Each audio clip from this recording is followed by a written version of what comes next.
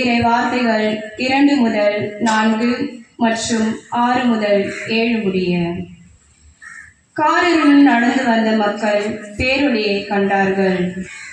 சாவின் நிழல் சூழ்ந்துள்ள நாட்டில் குடியிருப்போர் மேல் சுடர் ஒளி உதித்துள்ளது.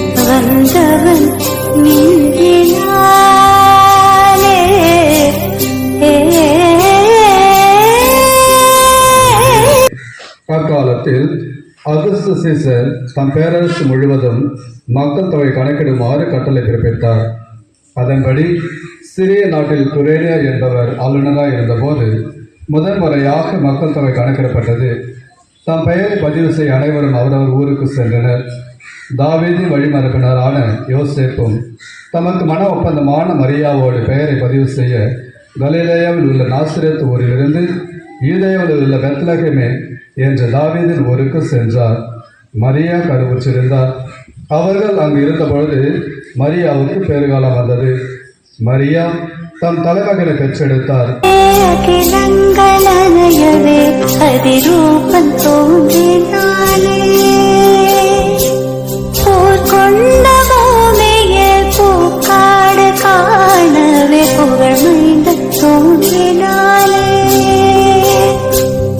அதிரூபன் தோன்றினாலே வந்தவன்